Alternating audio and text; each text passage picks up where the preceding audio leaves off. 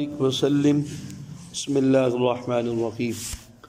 وعن أبي سعيد الخدري رضي الله تعالى عنه قال قال رسول الله صلى الله عليه وسلم: من أكل طيبا وعمل في سنة وأمن الناس بوائقه دخل الجنة. فقال رجل: يا رسول الله صلى الله عليه وسلم إن هذا اليوم لكثير في الناس. قال: وسيكون في قرون بعدي. رواہ الترمذی. اس حدیث پاک کے راوی جناب سیدنا ابو سعید خدری رضی اللہ تعالی عنہ ہیں.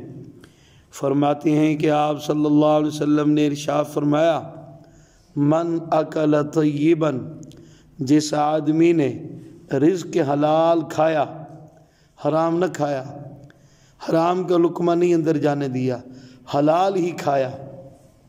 نمبر 2، وعمل فی سنتی، فی سنتنا، اور سنت کے مطابق عمل کیے، خلاف سنت نہیں زندگی گزاری، ہر کام میں نبی صلی اللہ علیہ وسلم کی سنت کی تابعداری کی، زندگی کے ہر شعبے میں رحمت دو عالم صلی اللہ علیہ وسلم کی سنت کی پیروی کی. نمبر 3، وَأَمِنَ النَّاسُ بِوَائِقَهُ، اور لوگ اس کی تکلیفوں سے محفوظ رہے کہ کسی کو اس نے تکلیف نہیں پہنچائی، نہ ہاتھ سے نہ زبان سے.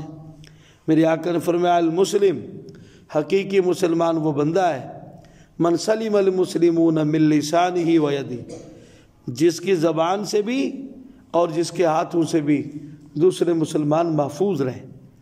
تو اس لیے تیسری چیز فرمائی، لوگ اس سے محفوظ رہیں، اس کی تکالیفوں سے. تو جس میں یہ 3 چیزیں پائی گئیں، رزق حلال کھانا، سنت کے مطابق عمل، لوگ اس کی تکلیفوں سے محفوظ، جس میں یہ 3 چیزیں ہوئی، میرے آقا نے فرمایا: دخل الجنہ، یہی آدمی جنت میں داخل ہوگا، یہ جنتی آدمی ہے، دخل الجنہ، جنت میں داخل ہوگا.